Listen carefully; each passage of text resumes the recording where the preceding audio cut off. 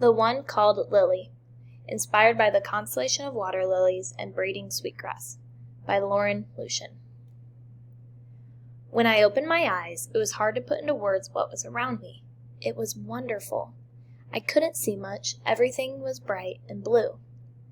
I heard people around. They were talking, laughing, and some were even crying. One of the younger ones was looking at me and smiling. She called me Lily and said I was beautiful. The young girl ran away for a few moments, then arrived again with an older woman. She called her Grandmother. Grandmother told the younger girl, Susie, that I was a water lily.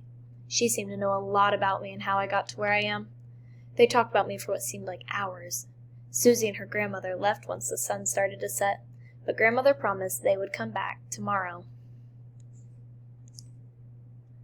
When nightfall came, I could not stop thinking about all the thoughts that Susie and her grandmother shared about me.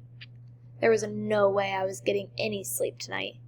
The first thought that I had was about how there's a long stem connected to me called a petiole that stretches all the way from the bottom of the pond.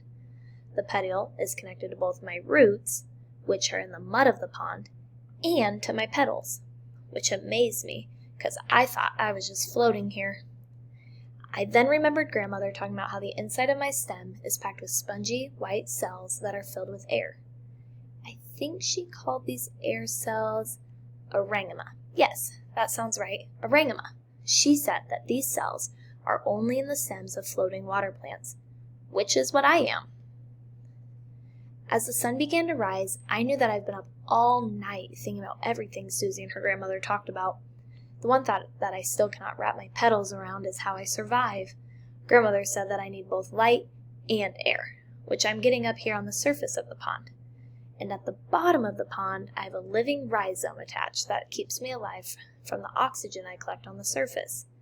The oxygen that I collect travels through a chain that the Aerenchyma, or the air cells, form to deliver all the way down to the rhizome.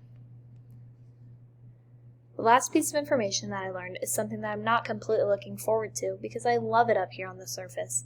Susie's grandmother mentioned that one of my goals is to attract pollinators, and after being pollinated, I then bend down back under the water while my seeds mature. But once my seeds have matured, I straighten back up to above the surface and my seeds pop out onto the water. It all makes sense now. All my family members are in different stages. Some of them are below the surface maturing, and others are up here being pollinated with me. Grandmother had to have told Susie everything she knew about me. I hope they're back today and share more thoughts about everything around me before I bend below the surface for the next couple months. Hey, look, here they are now.